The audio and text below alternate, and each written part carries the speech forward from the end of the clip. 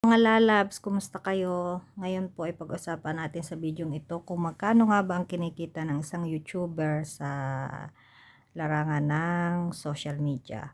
So, ako po bilang YouTuber ay kumikita rin naman kahit papaano pero hindi naman ganun kalaki ang kinikita. Hindi po depende yon sa laki ng bahay o laki ng views.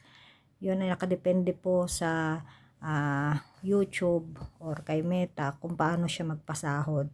Kagaya po nito guys, meron siyang limit, meron siyang qualification or kailangan mong buuin para makasahod. So, sa kay YT, kailangan makabuo ka ng $100 bago mo yun masahod. So, since 89 pa lang to, hindi pa yan masasahod. Ngayon, tingnan naman natin na marami na akong views yan. Marami pong salamat sa inyo. Marapit na tayong mag 1 million views. So, nung nakaraan nga, ay bumalik ako sa pagla-live at nagkaroon ako ng maraming views. So, tingnan natin kung magkano ang kinita nung maraming views na yon. So, dito po sa ating revenue, tingnan natin. Ayan. Yan yung mga summary na. So, bali po dun sa mga video na ginawa ko na yung mga content ko sa pag-OFW, kumita lang siya ng 2.94. Yan, wala pang 3 pesos. Pero dun sa mga short ko, kumita siya ng 2 pesos. Mas madali pang gawin yung short kasi basta mo lang naman ibibideo. Yun namang live ko na marami siyang views kasi 107, 105, may 60. Kumita siya ng 17.99, 14, 12, ayan. So, depende po kasi yun sa sipag mo. Kung marami kang ina-upload bawat araw at masipag kang mag-live, masipag kang maggawa ng video, at napapanood naman yun araw-araw. So, sa padalawa, 2 piso, 3 piso, makakabuo ka rin ng sahod.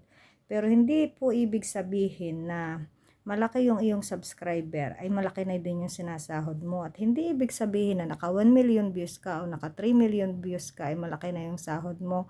Kasi hindi po ganun yun.